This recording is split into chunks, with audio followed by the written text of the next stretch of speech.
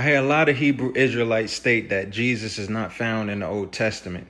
Christians are oblivious to these facts, and they heavily rely on the apostles' revelation in the Gospels and the letters. Take that away from them, and they have nothing because they can't see the truth in the Old Testament anyway. Passover is an event that can't be separated from the death of the firstborn in Egypt. That is, all the firstborn in Egypt. You simply can't take it away because it is by the blood of the Lamb that God caused the destroyer to pass over the houses that had the Lamb's blood on the doorposts. But here's something that you must know, and this is the foundation of the gospel. But I first want to prep you with this question. If the firstborn in all the land was going to be killed that night, then why would women and all males who were not a firstborn in the family of Jacob subject to remain in the house with the blood? A woman would not be threatened by death because she obviously is not a firstborn son. A male who is a secondborn and more would not be threatened because they obviously are not a firstborn. Yet all the house of Jacob had to remain in the house with the blood on the doorposts. It is because in Exodus 4:22-23, God told Moses to tell Pharaoh this: "Thus says the Lord, Israel is my son, my firstborn. So I said to you, let my son go, that he may serve me. But you have refused to let him go. Behold, I will kill your son, your firstborn." At that moment, God made all the family of Jacob one corporate body, the body of the man called Israel, his firstborn son.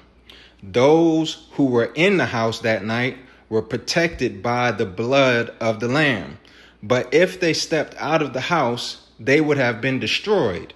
Though they were one collective body, the body of the man called Israel, if they stepped out of the house that Israel is, any member of Israel who stepped out of the house would have been killed. On the other hand, after the death of the Lamb, God caused his son, the collective body called Israel, to take his trek through the wilderness desert. And this is where the end of the gospel begins. In ancient Egyptian beliefs, the wilderness was strongly associated with the land of the dead and the underworld. This is the place where Pharaoh, the firstborn son of Osiris, had to take his trek in order to pass from death to life. This is what the Egyptians believed concerning every pharaoh that died. When Pharaoh began his trek in the land of the dead at his death, he essentially became the sun god Ra and the dead body of Osiris, which is the same god anyway. Don't listen to those so-called Egyptologists that learned from Europeans. The one true God was mocking the Egyptians this whole time. He guided his firstborn son, all Israel, through the parabolic land of the dead, that is, the wilderness desert, at their exodus. All Israel was depicted as Jesus Christ, the true firstborn son of God. It's just parabolic imagery.